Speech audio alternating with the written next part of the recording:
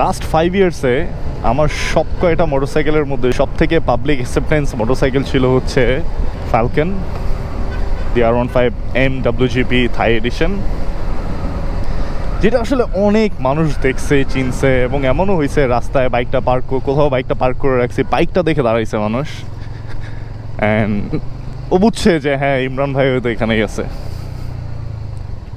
কিন্তু বিশ্বাস করেন, মানে আমার যতগুলো বাইক ছিল এই 5 ইয়ার্সে, আমি এই 5 ইয়ার্সের কথা বলতেছি, এর ভিতরে আপনি যদি বলেন হ্যাঁ সব থেকে ইমোশনালি অ্যাটাচড আমি কোন বাইকটার প্রতি ছিলাম, সেটা ছিল আমার ব্ল্যাকবার্ড।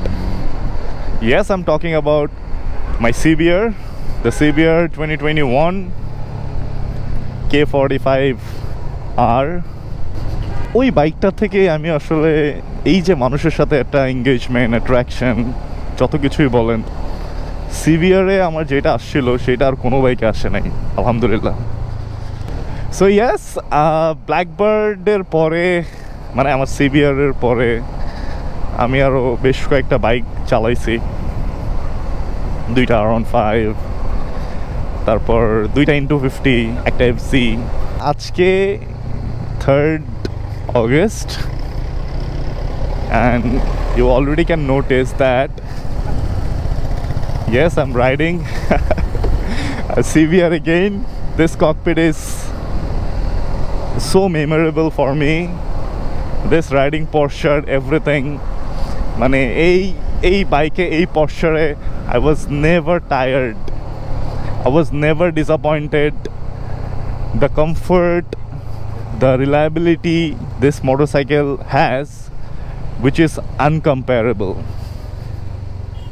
দেখা হবে আমার কাঙ্ক্ষিত জায়গায়, যেখানে আমি আমার বাইকটা দেখাই অলওয়েজ। আজকে লোকেশনটা একটু চেঞ্জ, হ্যাঁ ওই দিন ওখানে ছিল, আজকে এখানে। Yes, this is the CBR 2023. This is a very special edition. This color reminds me of my Falcon, যেটা definitely white, pearl white, red, and হ্যাঁ pearl white and red এর কম্বিনেশন ছিল। হ্যাঁ এখানে একটু রেডের অ্যামাউন্টটা বেশি, একটু there is a blue, there is black, so yeah, বেলি প্যানটা খুব জোস। CBR এর কিন্তু স্টকই এরকম এক্সটেন্ডেড বেলি প্যান আসে। The rims are also colorful. It's a beautiful motorcycle, and because it's an official motorcycle, so হ্যাঁ এটার ইন্ডিকেটরস গুলো এই DRLs এই আসে। প্রিস্টিন কন্ডিশন ভাই। এইটার প্রিভিয়াস ওনার যে ছিল, he is a fucking rich man. No, I'm not just saying, I mean it. He rides a lot of motorcycle, and not only motorcycle, তার ভাই গাড়ির প্রতি আরো শখ বেশি। মানে in a sports car যদি আমি ধরি, he drives a Subaru STI, he has a Porsche Boxster. So বুঝতেছেন, মানে এরকম বাইকগুলো ডেফিনেটলি মানে আমি বলতে চাচ্ছি যে এই বাইকগুলোকে হ্যাঁ ওরকম মানুষই চালায় বা চালাচ্ছে আর কি। আমি যতবারই CBR নিয়ে আসছি, in front of the camera, behind the camera, যেটাই হোক, মানে আমার না কখনো এই বাইকটার পারফরমেন্স নিয়ে কিছু বলা লাগে না। This is one best thing about this motorcycle, যে সবাই আসলে জানে হোয়াট ইজ আ CBR। একটা DOHC ইঞ্জিন কতটুকু রিলায়েবল এটা সবাই জানে, এটা আসলে মানুষের নতুন করে বলার মতো কিছু নাই। দিস পার্টিকুলার মডেল, এটা শুধু বাংলাদেশে মেবি ইউনাইটেডই নিয়ে আসছে, থ্যাঙ্কস টু ইউনাইটেড মোটরস এরকম বিউটিফুল কাস্টম বাইক নিয়ে আসার জন্য।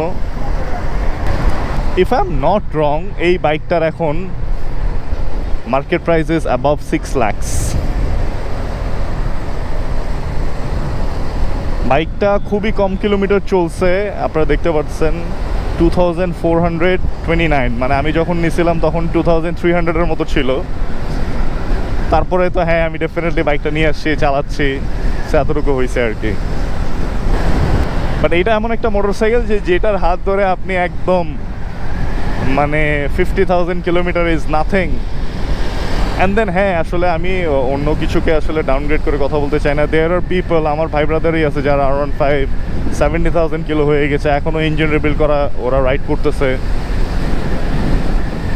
সো মানে বাইকের পারফরমেন্স কি আসবে এইটা আপনার উপরে ডিপেন্ড করে যে হাউ ইউ কিপিং ইট, কীভাবে আপনি মেনটেন করে রাখতেছেন। বাংলাদেশে একটা বড় চ্যালেঞ্জ হচ্ছে বাংলাদেশের তেল। এই তেলের কারণেই কিন্তু আমাদের বাইকগুলার এই যান প্রাণ সব ধ্বংস হয়ে যায়। সো একটা জিনিস বোঝা এবং জানা খুব ইম্পর্টেন্ট যে আপনার বাইকে যদি তেল ভালো না পড়ে, নাই পড়তে পারে, তখন আপনারা যেটা করবেন যে বাইককে পুশ করবেন না। হ্যাঁ, হাই স্পিডের জন্য পুশ করবেন না, যেভাবে আছে হ্যাঁ আপনি যদি পারেন, যদি পসিবল হয় তাহলে তেলটাকে ফেলে দিলেন, তেলটাকে ফেলে দিয়ে ভালো কোনো পাম্প থেকে তেল নেওয়া। আর না হলে একটা জিনিস করতে পারেন, আপনার অকটেন বুস্টার ইউজ করতে পারেন। যদি তেল বেশি খারাপ পড়ে যায়, যে না আপনি অনেকগুলো তেল ঢুকাইছেন, আপনি তেলটাকে ওয়েস্ট করতে যাচ্ছেন না, তাহলে আপনি যেটা করতে পারেন, আপনি অকটেন বুস্টার ঢুকায় আপনি এটাকে মানে খুব হার্ড পুশ করার দরকার নাই, একটা অ্যাভারেজ স্পিডে আপনি এটাকে চালায় ফেললেন। তেলটা যখন শেষ হওয়ার কাছাকাছি চলে আসবে তখন এটা ভালো পাম্প থেকে রিফিল করে নিলেন। সো একটা বাইক মেনটেন করা আসলে খুব বেশি ডিফিকাল্ট না। I treat my motorcycle like my baby. আমি আমার বাইকগুলোকে আমার একদম বাচ্চার মতো, বেবির মতো, চাইল্ডের মতো ট্রিট করি। সো মানে কখনো কোনো কাজ আসলে আমি এটা কখনোই ফেলে রাখি না বা ওইভাবে জিনিসটাকে চালাই না। হ্যাঁ, অনেকে আসলে আমি কিছু নিলে এটার প্রাইস জিজ্ঞাসা করতে চায়। তো ভাই মানে আমি মনে করি যে কি দরকার জাজমেন্টাল হওয়ার। আমি যদি একটা ভালো জিনিস নিয়ে থাকি এবং আপনি সেটা বুঝেন, আপনি অ্যাপ্রিসিয়েট করলেই হবে, দ্যাটস ইনাফ ফর মি। আসলে প্রাইস দিয়ে জিনিসটাকে জাস্টিফাই করা এটা আসলে আমি পক্ষপাতিত্ব না। হ্যাঁ, কেউ এমনও হতে পারে যে হ্যাঁ মার্কেট প্রাইস যা আছে তার থেকে আমি 20-30 হাজার টাকা বেশি দিয়ে কিনছি, কিনতেই পারি ভাই, আমার ভালো লাগছে আমি কিনছি, হ্যাঁ আমি স্যাটিসফাইড, জিনিসটা আমি চালাবো, আমি স্যাটিসফাইড। সো ইয়া, তো এখানে আসলে মোস্টলি যেটা হয়, মানুষ প্রাইস শোনার পরে ভাই আপনি তো বেশি দিচ্ছেন, কম দিচ্ছেন, জিতছেন, ঠকছেন। ভাই আমি জিতা ঠকা মনে করি হচ্ছে আমি বাইকের কন্ডিশন কি ওইটার উপরে। হ্যাঁ, এখানে প্রাইস ভ্যারি করে, কার কাছে ভ্যারি করে, যে মানুষ হচ্ছে যারা রিসেইলার তারা, ভাই আই এম নট আ রিসেইলার। মানে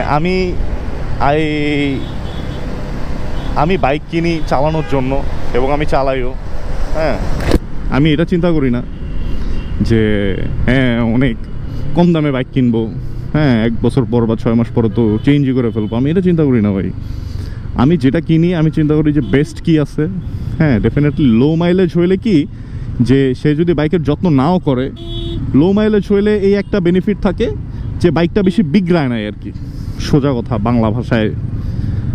হ্যাঁ, বাট আমরা যারা বাইকার, মানে আমার মতো যারা আছেন, যারা বাইককে নিজের বেবির মতো ট্রিট করেন, আমাদের বাইক ভাই 20,000 কিলো হইলেও মানে আপনি বুঝতে পারবেন না যে 20,000 কিলোমিটার বাইকটা চলছে। এই আর কি, সব কিছু আসলে নিজের উপরে, আপনি আপনার জিনিসটাকে কীভাবে রাখতেছেন, কীভাবে মেনটেন করতেছেন। অ্যান্ড বিকজ একটা বাইক আমার এভরিডে চলার সাথী, সো আমি এটা টপ নচ কন্ডিশনে রাখারই ট্রাই করি। So yeah, this is again the CBR 2023 in a beautiful variant. The vinyls, the graphics looks extremely beautiful. এটা নিয়ে বলার মতো আর তেমন কিছু নাই, সবাই জানে এই বাইকটা কি কেমন। So yes, this is Imran Hossain signing out from this video. আজকের ওয়েদারটা খুব সুন্দর, রাস্তাটাও মার্শাল্লাহ খুব ভালো, খালি আছে, ভালোই লাগতেছে বাইকটা চালাইতে। 6 গিয়ারে 70-80 ক্রুজ করতেছি, ও ইট ফিলস গ্রেট। Goodbye.